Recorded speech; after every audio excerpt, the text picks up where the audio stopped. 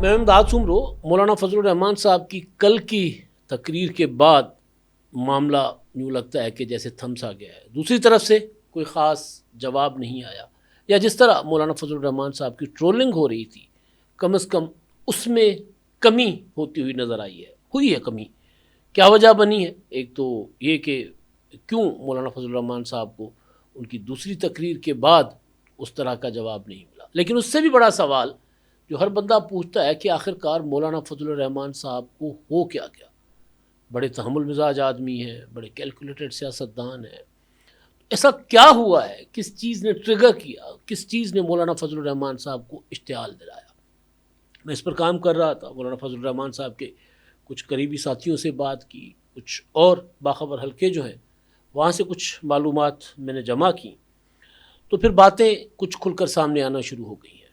عموماً تو یہ ہوتا ہے کہ مولانا فضل الرحمان صاحب جب ایسی کوئی بھڑکیلی تقریر کرتے ہیں، جذباتی تقریر کرتے ہیں، تو ڈائریکٹ یہ الزام آتا ہے کہ کیونکہ مولانا فضل الرحمان صاحب جو ہیں ان کو اقتدار میں حصہ نہیں ملا، ان کے ساتھ جو وعدے کیے گئے تھے وہ پورے نہیں ہوئے، تو لہٰذا مولانا فضل الرحمان صاحب اس وجہ سے غصے میں وہ اپنا حصہ مانگنا چاہ رہے اقتدار میں.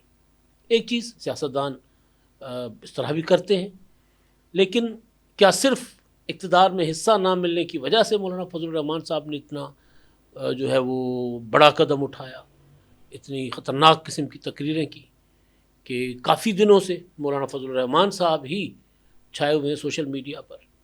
میڈیا پر تو مولانا صاحب کا حال وہی ہوا جو حال انڈیا میں ستلج فلم کا ہوا. یعنی کہیں پر بھی مولانا صاحب کی نہ خبر، نہ مولانا صاحب کی کوئی تقریر. اخبارات مولانا صاحب کی خبر نہیں لگا رہے، ٹی وی چینل ان کو نشر نہیں کر رہے، لیکن رد عمل میں مولانا صاحب جو ہے وہ ہر دوسرے تیسرے وزیر کے بیان میں آپ کو نظر آئے. مولانا صاحب کا جو ہے وہ گونج چرچا آپ کو سنائی دیا. اب ایک چیز تو ظاہر ہے، مولانا فضل الرحمان صاحب سیاستدان ہیں تو وہ اپنی سیاسی سپیس جو ہے وہ کوشش کریں گے کہ وہ اپنی میکسیمم اس میں اضافہ کریں. اس وقت جو ملکی صورتحال ہے، اپوزیشن نام کو نہیں ہے، حکومت بس کام کی ہی ہے، مطلب کچھ حکومت سے ہوتا ہوا نظر نہیں آ رہا. تو ایک تو زاویہ یہ ہے کہ مولانا صاحب وہ لینا چاہ رہے ہیں، وہ جو گنجائش موجود ہے اپوزیشن کی، ایک تو وہ لینا چاہ رہے ہیں. دوسرا جو میں نے بتایا کہ مولانا صاحب کے بارے میں کہا جاتا ہے کہ کیونکہ حصہ نہیں ملا، نواز شریف صاحب نے وعدہ کیا تھا کہ آپ کو صدر بنائیں گے. پی ڈی ایم کے اقتدار میں تو وہ شامل تھے، بعد میں ان کو نہ نواز شریف صاحب نے پوچھا، نہ زرداری صاحب نے پوچھا، نہ اسٹیبلشمنٹ نے پوچھا، یہاں تک کہ وہ اپنی سیٹ ڈیرہ اسماعیل خان والی وہ بھی ہار بیٹھے، اور پھر اچکزئی صاحب نے ان کو پشین سے جتوایا، تب جا کر قومی اسمبلی میں پہنچے. ایک تو ظاہر ہے یہ ایک زاویہ ہے، لیکن جس چیز پر میں نے کام کیا وہ ذرا بالکل ہی مختلف ہے. اس کا تعلق سیاست سے نہیں ہے، سیکیورٹی سے ہے. آئے روز آپ خبریں سنتے ہوں گے، ڈیرہ اسماعیل خان جو ڈویژن ہے جنوبی خیبر پختونخوا کی، وہاں پر رٹ کا سوال ہے، حکومت کی، ریاست کی رٹ کا. اور وہاں کے لوگ یہ بتاتے ہیں کہ ڈیرہ اسماعیل خان سے باہر، یعنی جو ڈویژنل ہیڈ کوارٹر ہے اس سے باہر رٹ نہیں ہوتی سپہر کے بعد، شام کے بعد. یہی بات مولانا فضل الرحمان صاحب نے کل اپنی تقریر میں بھی کہی، بلکہ انہوں نے وہاں کی جو پولیس کے اندر ریزنمنٹ ہے وہ بھی انہوں نے بتائی، اور پھر انہوں نے کچھ اور بھی انکشافات کیے. تو جب میں اس معاملے پر جانچ پڑتال کر رہا تھا تو مجھے ایک تو میں نے آپ کو ایک بار یہ اظہار کر چکا ہوں آپ کے سامنے، لیکن اس وقت میرے پاس اتنی ڈیٹیلز نہیں تھی. سیاستدان کے لیے سب سے اہم ہوتا ہے اس کا حلقہ، جہاں سے وہ اپنی طاقت لے کے چلتا ہے. اگر زرداری صاحب نواب شاہ کھو بیٹھیں، بلاول بھٹو زرداری صاحب جو ہے وہ لاڑکانہ سے ہار جائیں، نواز شریف صاحب لاہور سے ہار جائیں، یعنی نواز شریف صاحب لاہور سے جیتے 2024 میں، لیکن بقول مولانا فضل الرحمان صاحب کے فارم 47 سے وہ جیتے، اور اسی وجہ سے وہ بدظن ہو گئے، مایوس ہو کر بیٹھ کے گھر جا کر. تو جب سیاستدان اپنے علاقے، اپنے آبائی شہر، اپنے آبائی حلقے، اپنے آبائی گاؤں، وہاں سے جب اس کے پاؤں اکھڑنے لگے، اور وہ بھی ووٹ کے ذریعے نہیں، سیاست کے ذریعے نہیں، بندوق کے ذریعے، تو پھر اس کی ذہنی حالت، ذہنی کیفیت کیا ہو سکتی ہے؟ مولانا فضل الرحمان صاحب اس وقت اس سے گزر رہے ہیں۔ پہلے تحریک انصاف کو مضبوط کیا گیا، وہاں پر 2018 کے انتخابات میں سب کو پتہ ہے کہ کس طرح الیکشن ہوئے تھے، جس طرح اب 2024 کے بارے میں کہا جاتا ہے کہ فارم 47، تو اس وقت RTS۔ تو ایک تو اس وقت مولانا فضل الرحمان صاحب کو خیبر پختونخوا اور اپنے علاقے سے بھی ان کو جو ہے وہ ہروایا گیا، علی امین گنڈا پور سے۔ دوسرا 2024 کے انتخابات، اور اب جو صورتحال ہے وہ یہ ہے کہ مولانا فضل الرحمان صاحب اگر ڈیرہ اسماعیل خان جاتے ہیں تو صرف اپنے گاؤں جاتے ہیں، سخت سیکورٹی کے ساتھ جاتے ہیں، اور اس چیز کا اظہار مولانا صاحب بھی کر چکے کہ ہمارے اوپر حملے ہوتے رہے، خودکش حملے ہوئے مولانا صاحب پر، گھر پر راکٹ حملے ہوتے رہے، بیٹے کو گاڑی سے اٹھا کر اغوا کرنے کی کوشش کی گئی۔ لیکن ایک اور چیز جس نے مولانا فضل الرحمان صاحب کو ٹریگر، یعنی یہ ایک وہاں کے عام حالات ہیں جو مولانا صاحب فیس کر رہے ہیں، وہاں پر وہ خوشی غمی نہیں جاتے، تعزیتوں پر نہیں جا سکتے، اپنے حلقے میں نہیں جا سکتے، یعنی جمعیت علماء اسلام کے سربراہ اور ان کے اوپر یہ ان کے بارے میں تاثر کہ وہ ہمیشہ اسٹیبلشمنٹ کی بی ٹیم ہوتے ہیں، لیکن وہ اپنے علاقے میں نہیں جا سکتے سوائے اپنے ڈیرے کے، اپنے گھر کے، اور وہ بھی کبھی کبھی۔ علی امین گنڈا پور کے بارے میں تو انہوں نے خود کہا تھا کہ میں خود بتا دیتا ہوں، ایک بڑی امن و امان کی میٹنگ تھی جس میں وفاقی حکومت، اداروں کے بڑے بڑے افسران تھے، انہوں نے کہا کہ جی میں ان کو بتا دیتا ہوں، اور PTI کی ساری لیڈرشپ کے بارے میں یہ ہے کہ وہ بتا دیتے ہیں وہاں پر طالبان کو۔ لیکن 25 مئی کو ایک سانحہ ہوا، اپنا ایک علاقہ ہے وہاں عثمان زئی، JUIF کے سرکردہ رہنما تھے، بڑے اسکالر تھے مذہبی، شیخ ادریس، ان کے اوپر حملہ ہوا تھا، وہ شہید کر دیے گئے تھے، اور اس کی جو ہے وہ ذمہ داری یا اس کا الزام داعش کے اوپر گیا۔ اس کے بعد ایک ڈاکومنٹری بنائی داعش خراسان نے۔ یہ ہے وہ معاملہ جہاں سے مولانا فضل الرحمان صاحب جو ہے وہ بہت زیادہ مشتعل ہے۔ ڈاکومنٹری پشتوں میں بنائی گئی، اور اس میں یہ کہا گیا کہ جی یہ جو جمعیت علماء اسلام یہ اپنا کفر پر چل رہے ہیں، اور ان کے ایک ایک لیڈر سے ایک ایک کارکن تک کسی کو نہیں چھوڑا جائے گا۔ خطرناک بات ہے نا، جو مولانا فضل الرحمان صاحب نے کہا کہ جی میں تو روزانہ 2 جنازے اٹھاتا ہوں۔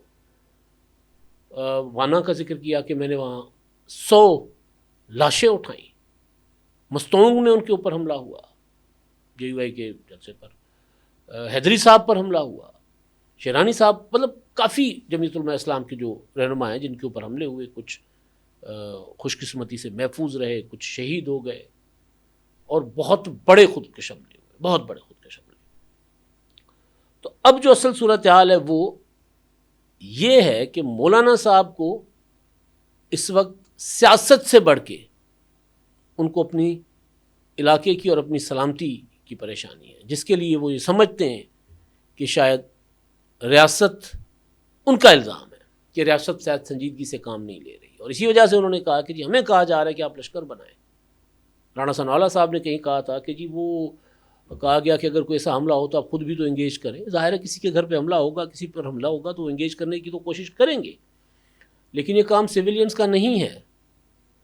بڑی اچھی دلیل دی تھی مولانا فضل الرحمان صاحب نے کہ ادھر بنگال میں الشمس اور البدر بنائے گئے نا، اور ابھی تک خالدہ ضیاء کی حکومت میں ان لوگوں کو پھانسیاں دی جاتی تھیں۔ تو یہ نسلوں تک اور صدیوں تک ایسی دشمنیاں ہوتی ہیں جو پرائیویٹ جتھے یا پرائیویٹ لشکر بنا کر بندوق بردار اگر کھڑے کیے جائیں، اور خاص طور پر یہ جو قبائلی معاشرہ ہے خیبر پختونخوا کا ہے، بلوچستان کا۔ تو اصل میں جو گزارش کرنا چاہ رہا ہوں وہ یہ ہے کہ مولانا فضل الرحمان صاحب کا معاملہ یہ والا معاملہ حصے سے زیادہ، سیاست سے زیادہ ان کے اپنے علاقے میں اپنے سروائیول کا ہے. اور ظاہر ہے صرف ڈیرہ اسماعیل خان نہیں ہے، خیبر پختونخوا کے کئی اور علاقے اس وقت دہشت گردوں کے نشانے پر ہے. میں نے آپ کو بتایا کہ مالاکنڈ ڈویژن کے حوالے سے آ رہا ہے کہ جی وہاں پر پھر دہشت گرد جتھے جو ہے وہ نظر آ رہے ہوتے ہیں. ڈیرہ اسماعیل خان میں ہر ہفتے دوسرے ہفتے یا آئے روز یوں کہہ لیں کہ وہاں پر آپ کو سڑکوں پر بندوق بردار طالبان جو ہے وہ دندناتے ہوئے نظر آئیں گے. پچھلے دنوں تو ایک بڑی خطرناک ویڈیو وائرل ہوئی کہ ایک اسکول کے اوپر اندر آ کر بیٹھ گئے، چھٹیاں تھیں ظاہر ہے، لیکن آئے اور بیٹھ گئے اور وہاں ویڈیوز بناتے رہے اور تعلیم کی اور علم کا مذاق اڑاتے رہے. جی وہ بورڈ پر ایک کھڑا ہو کر وہ لکھ رہا تھا اور تمسخر اڑایا جا رہا تھا. تو یہ اصل جو چیز ہے جس کی وجہ سے جو مولانا فضل الرحمان صاحب زیادہ غصے میں ہیں، زیادہ اشتعال میں ہیں، وہ یہ ریزن ہے. سیاسی طور پر ایک پولیٹیکل پارٹی شکست کھا جاتی ہے، اپنا ریکور کر جاتی ہے، وہ ہرایا جاتا ہے، وہ واقعتاً ووٹ کے ذریعے ہار جاتا ہے، لیکن وہ اپنے آپ کو بعد میں محنت کرتا ہے، مزید رابطے بڑھاتا ہے لوگوں سے، تو وہ پھر اپنا اگلے الیکشن میں وہ ڈیمیج کور کر لیتا ہے. مطلب آپ سوچیں نا، 1997 میں محترمہ بینظیر بھٹو شہید خود انتخابات کو لیڈ کر رہی تھیں، مگر 16 سیٹوں تک 17 سیٹوں تک پیپلز پارٹی محدود ہو گئی تھی. پھر مشرف کا مارشل لا میں بھی پیپلز پارٹی نے سنگل لارجسٹ پارٹی کے طور پر سب سے زیادہ سیٹیں لی. حکومت بنانے کی پوزیشن میں تھی تو مشرف نے پیٹریاٹ بنا دیا. تو وہ جو ہوتا ہے وہ 4-5 سال کے اندر سیاستدان کور کر لیتے. مسلم لیگ نون کے پاس 2002 میں لاہور میں کینڈیڈیٹ نہیں تھے. متحدہ مجلس عمل کو انہوں نے لاہور کی آدھی قومی اسمبلی کی آدھی سیٹیں دے دی اور قومی اسمبلی اور صوبائی اسمبلی کی ان کے ساتھ انہوں نے کر لیا تھا، الیکشن اطاعت کر لیا تھا، سیٹ ایڈجسٹمنٹ کر لی تھی. اس کے بعد آپ نے دیکھا پھر کس طرح مسلم لیگ نون نے دوبارہ ریوائیو کیا. سیاسی طور پر تو جو چیز ہوتی ہے وہ اس کو آپ ایک بار شکست کھا کے دوسری بار آپ واپس آ سکتے ہیں، لیکن اگر علاقے پر کنٹرول نہ ہو اور وہاں پر کوئی اور بندوق بردار جتھے پھر رہے ہو تو یہ اس سے بڑھ کے ذہنی دباؤ کسی سیاستدان کے اوپر شاید ہی ہو. سیاستدان کیا، کسی کے اوپر بھی. تو یہ وہ ریزن ہے کہ داعش کی طرف سے مولانا فضل الرحمان صاحب کو ہیں تھریٹس، نہ صرف ان کو بلکہ ان کی پوری جماعت کو، جس کا میرے ذرائع کہہ رہے ہیں کہ انہوں نے جو متعلقہ حکام ہیں ان کو کئی بار آگاہ بھی کیا ہوا ہے. ظاہر ہے سیکورٹی مولانا صاحب کے ساتھ ہوتی ہے، دی جاتی ہے، لیکن مولانا صاحب یہ کہہ رہے ہیں کہ یار اگر آپ ان کا صفایا نہیں کر سکتے تو مذاکرات کریں. مطلب کوئی طریقہ نکالیں. ظاہر طریقہ ریاست نے نکالنا ہے، حکومت نے نکالنا ہے. مولانا فضل الرحمان صاحب کیونکہ ان کا ایک مذہبی سیاسی رہنما ہیں تو وہ افغانستان کے ساتھ وہ تعلقات چاہتے ہیں جو کم از کم میں تو نہیں چاہوں گا کہ افغانستان سے اگر ہمارے اوپر دہشت گردی ہو رہی ہو اور ہم پھر بھی افغانستان والوں کے ساتھ ترلے منتیں کریں. لیکن پھر وہ جائز سوال کرتے ہیں کہ جب امریکنز وہاں سے جا رہے تھے اور طالبان دوبارہ قبضہ کر رہے تھے میں تو نہیں گیا تھا، وہاں تو فیض حمید گیا تھا. وہ سوال بھی ان کا جائز ہے. تو پھر کوئی ظاہر حل ریاست نے دے رہا ہے. اکثر ہم دوستوں سے میں بیٹھ کے بات کرتے ہیں کہ جو حکومت یہ کام نہیں کر رہی تو کچھ حکومت کے چاہنے والے کہتے ہیں کہ جی آپ حل بتائیں. بھی میں حل بتاتا تو میں سیاستدان ہوتا، میں مرض بتا سکتا ہوں، حل نہیں بتا سکتا. ڈاکٹر ہوتے ہیں سیاستدان اپنا اس سماج کے، تو انہوں نے ڈاکٹری کرنی ہوتی ہے. میں ڈاکٹر نہیں ہوں. میں نکتہ چینی کروں گا، تنقید کروں گا، میں بتاؤں گا کہ آپ کے کام جو ہے ان کے اثرات کیا ہو رہے ہیں. روزانہ کی بنیاد پر اگر آپ پیٹرول کی قیمتیں طے کریں گے تو اس کا نقصان کیا ہو سکتا ہے.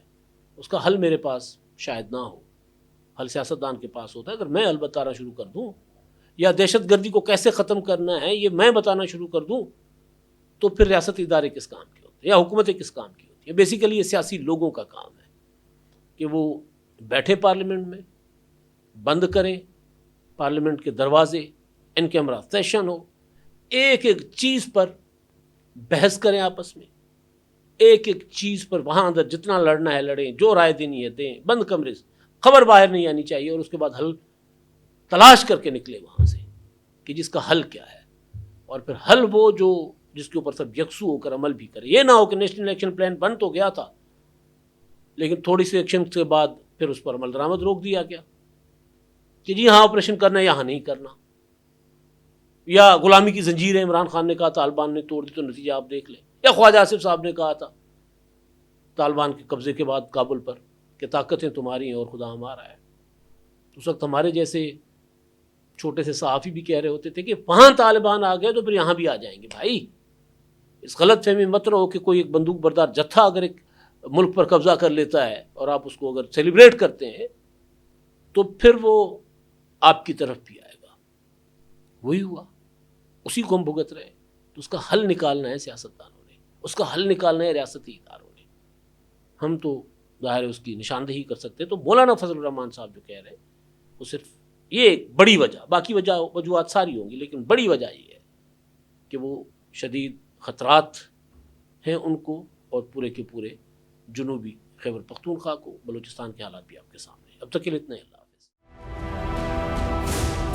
999 کمیونیکیشن، ڈیجیٹل میڈیا اور یوٹیوب چینلز کی دنیا میں بڑی کامیابیاں سمیٹنے کے بعد اب ویب نیوز، ویب چینل اور یوٹیوب نیوز چینل کی طرف قدم بڑھا رہا ہے، جس کے لیے ہمیں ملک بھر میں رپورٹرز کی ضرورت ہے. خواہش مند حضرات و خواتین نیچے دیے گئے نمبر پر رابطہ کریں. What's app +92 309 1226 999.